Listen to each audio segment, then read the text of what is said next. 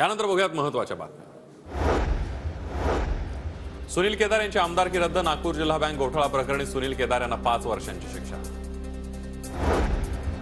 भाजपच्या काचडी यांना 3 वर्षांची शिक्षा होऊनही खासदारकी रद्द नाही।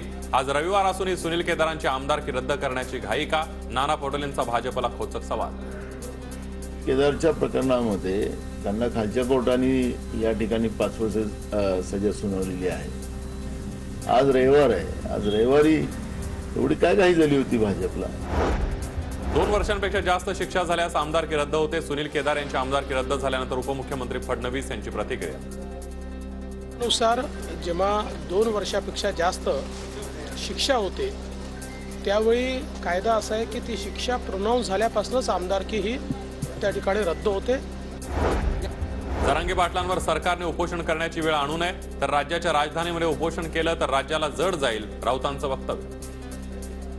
त्यांच्यावर उपोषणाची वेळ आणू नये। मुंबईत जर त्यांनी अशा प्रकारे उपोषण केलं महाराष्ट्राच्या राजधानीमध्ये तर संपूर्ण महाराष्ट्रावर त्याचा ताण पडतो। मुंबईच्या चुनाभट्टीमध्ये अज्ञाताकडून गोळीबार, एकाचा मृत्यू तर 3 जखमींवर सायन रुग्णालयामध्ये उपचार सुरू। पोलिसांच्या 9 पथकांद्वारे आरोपींचा शोध सुरू। रायगडच्या माणगावमध्ये बेकायदेशीर स्फोटक वाहतूक करणाऱ्या टोळीला अटक। 1500 किलो जिलेटिनसह 70 किलो डेटोनेटर जप्त, 3 अटकेत। कृषी मंत्री धनंजय मुंडेंना कोरोनाची लागण। धनंजय मुंडे सध्या पुण्यातील घरी क्वारंटाईन। पंढरपुरातील विठ्ठल रुक्मिणी मंदिरामध्ये 315 दागिन्यांची नोंद नाही। 2021-22च्या लेखापरीक्षण अहवालातून धक्कादायक माहिती समोर। 23 जानेवारीला नाशिकमध्ये ठाकरे गटाचे राज्यस्तरीय अधिवेशन। अधिवेशनाच्या पूर्वतयारी आधी संजय राऊत, सुभाष देसाई, अनिल देसाई, विनायक राऊत यांच्याकडून पाहणी। सातपूर परिसरातील हॉटेल डेमोक्रेसी मध्ये पार पडणार अधिवेशन। काँग्रेसच्या स्थापना दिनानिमित्त 28 डिसेंबरला काँग्रेसची नागपुरात भव्य रॅली। सोनिया गांधी, राहुल गांधी, प्रियंका गांधी उपस्थित राहणार। नाना पटोलेंकडून रॅलीच्या तयारीचा आढावा।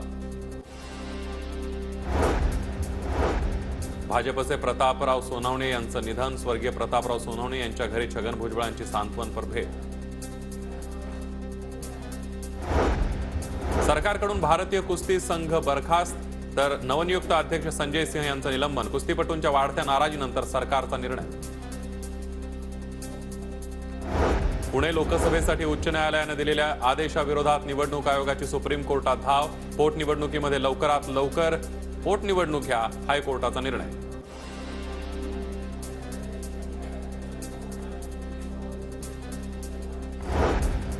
पुण्यामध्ये खासदार सुप्रिया सुळेंच्या उपस्थितीमध्ये गृहनिर्माण सोसायट्यांचा मेळावा। उत्कृष्ट काम करणाऱ्या संस्थांचा सुळेंच्या हस्ते सन्मान। बार्टी आणि महाज्योतीच्या पीएचडी फेलोशिपच्या परीक्षेमध्ये गोंधळ। पुणे विद्यापीठाची पेपर घेण्याची जबाबदारी असताना पुन्हा गोंधळ।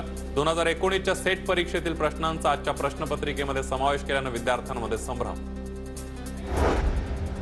सावित्रीबाई फुले पुणे विद्यापीठाच्या MBAच्या पेपर फुटीनंतर गुन्हा दाखल।